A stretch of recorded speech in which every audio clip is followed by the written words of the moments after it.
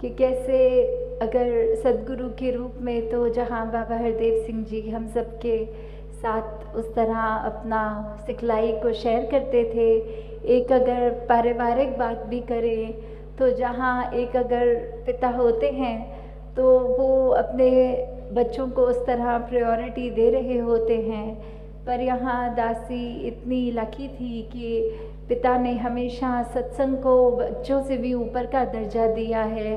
और ऐसी ही एक घटना ये हुई कि दासी की एक बार किसी चीज़ से खाकर ऐसी एलर्जी हुई कि सांस भी उखड़ उखड़ के आ रहा था और पूरे शरीर में छोटे छोटे दाने हो गए और शरीर सूजने लग गया।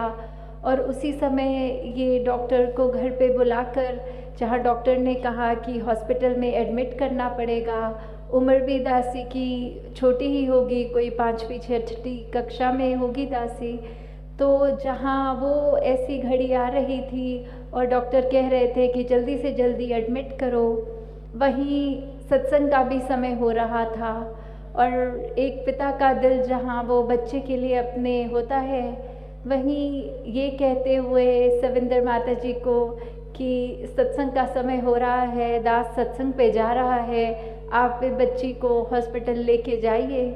तो कैसे उस समय भी प्रायोरिटी सत्संग को ही दी कि कोई भी दुनिया में कोई भी घटना हो रही हो, कोई भी स्थिति हो, जहाँ एक वो तो है कि परिवार का ख्याल ऐसा नहीं कि नहीं रखा है, बहुत रखा है, पर उस समय भी एक सत्संग को इम्पोर्टेंस देते हुए।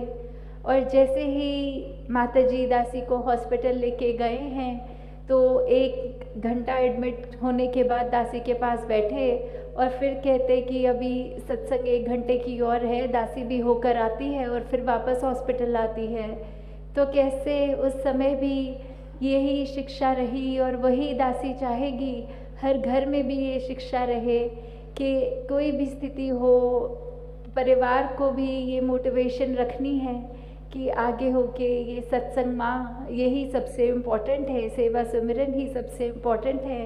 बाकी स्थिति तो क्षणभंगुर है, कुछ समय है, फिर बदल जाएगी स्थिति, पर ये रूह की खुराक इसने हमेशा रहना है, इसके साथ जुड़कर ही ये पार उतारा हो सकता है।